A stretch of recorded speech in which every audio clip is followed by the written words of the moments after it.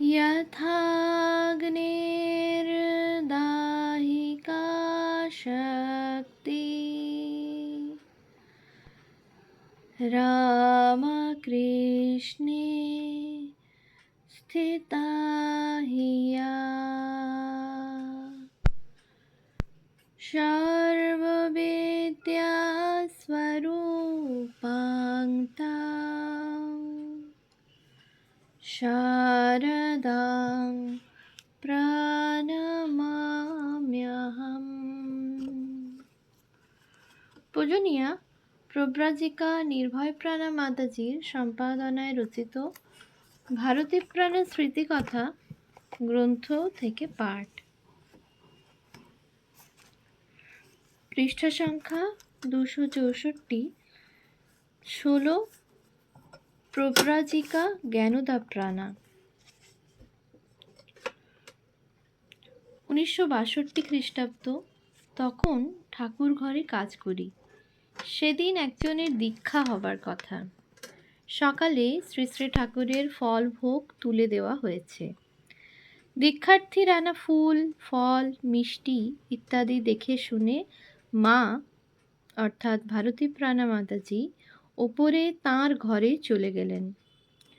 ঠাকুর ঘরে পূজা শেষ হবার পর এসে দীক্ষা দেবেন। দীক্ষার জিনিসপত্র গুছিয়ে দেওয়ার ভার ছিল আমার ওপর। সে কাজ করতে গিয়ে দেখি দীক্ষার্থীর কিনে আনা শালপাতায় মোড়া খুচরো ফুল দোপাটি ও টগর চাপে ও জলে নষ্ট হয়ে গেছে। ফুলের থালায় সেই ফুল দিতে ইচ্ছে হলো না, তাই মঠের বাগানের টাটকা ফুল থালায় দিয়ে দীক্ষার্থীর কেনা ফুল ফেলে দিলাম। দীক্ষার পর ঠাকুর ঘর থেকে বেরিয়ে মা দক্ষিণের ছোট বারান্দায় চেয়ারে বসলেন। খুব গম্ভীর। প্রথমে যার দীক্ষা হলো সেই মহিলা মায়ের পায়ে ফুল দিয়ে প্রণাম করলেন। তারপর আমরা যারা ছিলাম একে একে প্রণাম করলাম। মা তো আরও গম্ভীর। সকলেই চলে গেলে মা আমাকে জিজ্ঞেস করলেন, ওর আনা ফুল দাওনি কেন? আমি বললাম, বাজার থেকে আনা চটকানো ফুল দিতে ইচ্ছে করলো না। টাটকা ফুল বেশি থাকাতে ওই ফুল ফেলে দিয়েছি।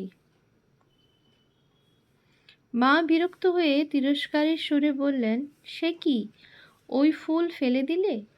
এখানে আনবে, ঠাকুরকে দেবে, গুরুকে দেবে, এই ভেবেই না সে কিনেছে। এখন দিতে গিয়ে থালায় সেই ফুল মনে মনে খুঁজেছে আর পায়নি। যেমন ফুলই হোক না কেন, ভাবটাই তো বড়। মা আমার দৃষ্টি খুলে দিলেন। ফুল ফল সব উপলক্ষ মাত্র, আসল বস্তু হচ্ছে ভাব। শ্রী ভগবান ভাবটাই গ্রহণ করেন, বস্তুকে নয়। 1962 খ্রিস্টাব্দের জুন মাস। আমার সঙ্গে ঠাকুর ঘরে একজন দিদি কাজ করেন, যার 6 মাস আগে সন্ন্যাস হয়েছে। তিনি বরাবর নিবেদিতা স্কুলে থাকতেন। সেই বছর সন্ন্যাস নিয়ে মঠে আছেন। যে দিনের কথা বলছি তার পরের দিন তিনি পুরীধামে যাবেন। ঠিক সেই সময়ে দমদম বিদ্যাভবন থেকে মাকে সেখানে গিয়ে গরমের ছুটিতে থাকবার জন্য প্রার্থনা জানালে তিনি রাজি হন। সকালে ঠাকুরের ফল ভোগ তুলে দিয়ে মা একটু রিল্যাক্সড মুডে আছেন। আমি বললাম, মা, কাল গৌরীদি পুরী চলে যাচ্ছেন। মা বললেন, হ্যাঁ, কাল গৌরী চলে যাবে, পরশু আমি চলে যাব। তুমি একা একা ঠাকুর ঘরের সব কাজ করবে। আমি তখন বললাম, না, আমিও থাকবো না, আপনার সঙ্গে চলে যাব। মা শুনে বললেন, বেশ, তাই চলো।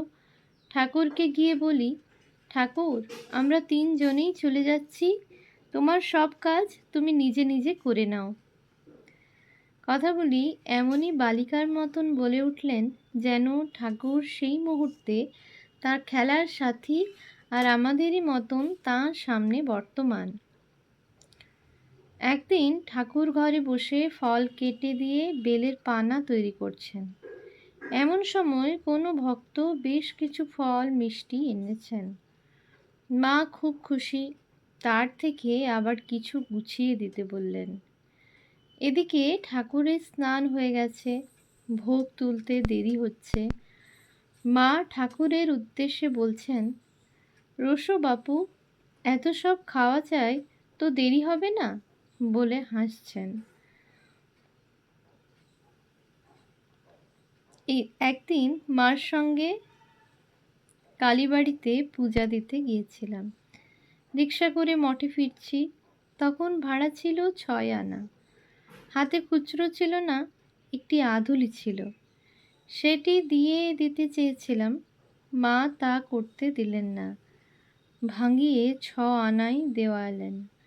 আমি ভাবলাম 2 আনা বেশি দিলে কি হতো, গরিব মানুষ।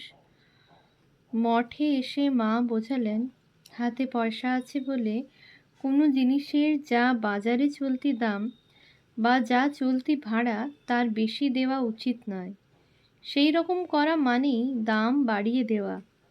যদি 1 পার 8 আনা পায়, সেই রিক্সাওয়ালা সকলের কাছে তাই চাইবে, আর সব রিক্সাওয়ালারা তার সঙ্গে যোগ দেবে। এতে সাধারণ মানুষের অসুবিধা করা হয়। একদিন আমরা কয়েকজন মিলে মার কাছে বসে গল্প করছি। আমরা জানতে চাইলাম তিনি কি করে নিবেদিতা স্কুলে ভর্তি হলেন।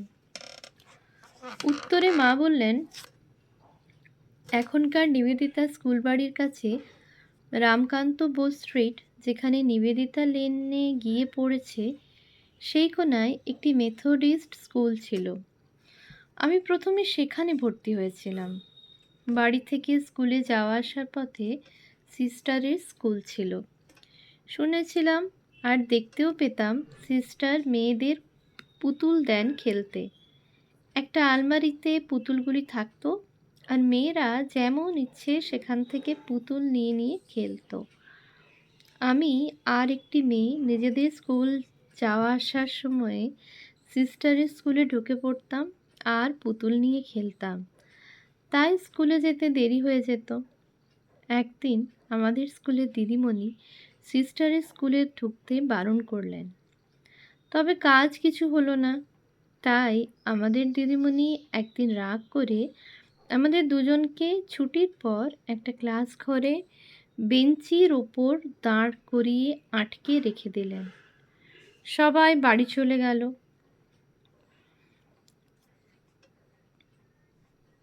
স্কুলের ঝি মেয়েদের পৌঁছতে চলে গেল। আমরা দুজন চুপচাপ দাঁড়িয়ে আছি। আমার বন্ধুটি কাঁদতে শুরু করে দিল। আমি তাকে ধমক দিলুম, কাঁদছিস কেন? দেখবি ঝি মেয়েদের পৌঁছে দিয়ে এসে আমাদের খুলে দেবে। তারপর আমি এই স্কুলে পড়বই না। তারপর দিন সিস্টারের স্কুলে ভর্তি হয়ে গেলাম। ছোটবেলার আর একটি গল্প বলতেন। বাড়ির সামনের গলি দিয়ে বেলুড় মঠের সাধুরা বলরাম মন্দিরে যেতেন বা ফিরতেন। পাড়ার ছেলেমেয়েরা হাততালি দিয়ে বলে উঠত, পরমহংসের দল যাচ্ছে প্যাক প্যাক প্যাক। আমিও ওদের সঙ্গে বলতাম। তখন কি আর জানতাম আমিও একদিন ওই দলেরই হব। জনৈকা ব্রহ্মচারিণী, যার বাড়ি মাদ্রাজে, মঠে যোগদান করে 3 বছর থাকার পর নিবেদিতা স্কুলের কর্মী হয়ে বছর 1.5 রয়েছে। মা সে বছর মাদ্রাজ গিয়েছিলেন, 2-1 দিন হলো ফিরেছেন। রবিবার সকালে নিবেদিতা স্কুলের সম্পাদিকা সেই ব্রহ্মচারিণীকে ডেকে বললেন, তোমার ভাগ্য তো ভালো, মঠ থেকে মা নিজে ফোন করে বলছেন আকে এখনই পাঠিয়ে দাও, সে আমার চুল কেটে দেবে। তুমি তাহলে তৈরি হয়ে বেরিয়ে পড়ো। সেই ব্রহ্মচারিণী তো যত বিস্মিত তত আনন্দে আটখানা। মঠে গিয়ে মার চুল কেটে দিলে। মা স্নান করে এসে ডাকলেন। নিচে প্রসাদের মিটসেফ খুলে ঠাকুরের প্রসাদ হাতে তুলে দিলেন। প্রসাদের মধ্যে মাদ্রাজ থেকে আনা কিছু খাবার ছিল। মা বললেন, দেখো, এইসব খাবার তোমার মা নিজে তৈরি করে ঠাকুরের জন্য আমার সঙ্গে পাঠিয়েছেন। স্কুলের সবাইকার জন্য পাঠাবার মতন বেশি তো নেই, তাই তোমাকে চুল কেটে দেবার নাম করে ডেকে পাঠালাম। শুনে সেই ব্রহ্মচারিণী তো নির্বাক। মায়ের এই মমতা নিজের গর্ভধারিণীর চাইতেও যেন বেশি। 1969 খ্রিস্টাব্দের মার্চ মাস মা মাদ্রাজে গেছেন। সেখানকার ভক্তরা মার জন্য খাবার করে আনেন। একদিন একজন মহিলা বেসন ও চালের গুঁড়ো দিয়ে তৈরি ভাজা মুরুক্কু এনেছেন। বেশ ময়াম দিয়ে মুড়মুড়ে হয়েছে। মার যদিও বেশ কয়েকটি দাঁত পড়ে গেছে, তবুও সেই ভাজা খেতে কোনো কষ্ট হয়নি। পরের দিন আর একজন ওই একই রকম ভাজা এনেছেন, তবে সেটি বেশ শক্ত। জল খাবার সময় মাকে আগের দিনের ভাজাটাই দেওয়া হয়েছে। মা খোঁজ নিলেন ওই খাবার কার আনা। জানলেন যে আজকে যেটা এসেছে সেটা দেওয়া হয়নি, আগের দিন যেটা পেয়েছিলেন সেটাই দেওয়া হয়েছে। মা সেটা ফিরিয়ে নিতে বললেন, আর সেদিনের নতুন শক্ত জিনিসটাই কষ্ট করে খেলেন। পরে ওই বিষয়ে জিজ্ঞাসা করাতে বললেন, দেখো, এরা তো আমি কিছু খাবো এই আশা করেই এনেছে, তাই একটু একটু মুখে দিই। সত্যই তো, ওর খাওয়া তো রসনা তৃপ্তির জন্য নয়, ভক্তদের ভাব গ্রহণ করেই তিনি সন্তুষ্ট।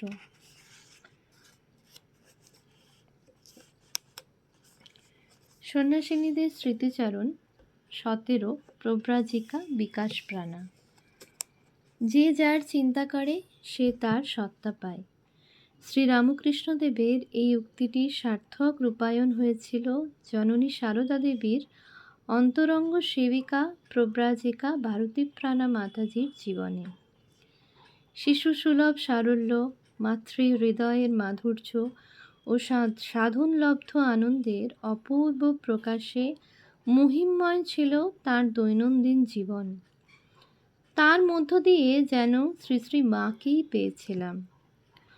অতি সহজ এবং সরলভাবে তিনি থাকতেন, কিন্তু ব্যবহার্য জিনিসগুলি সুন্দর গুছিয়ে রাখতেন। এই গোছের প্রশংসা করলে বলতেন, হবে না, গুছুনির কাছে ছিলুম যে।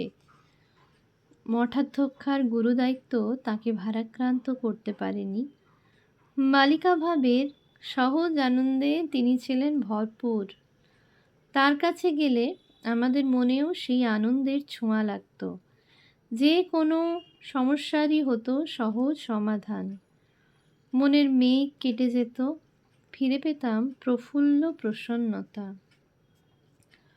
মঠে যোগদান করেই তাকে পেয়েছিলাম বড় আপন করে, একেবারে মায়ের মতোই।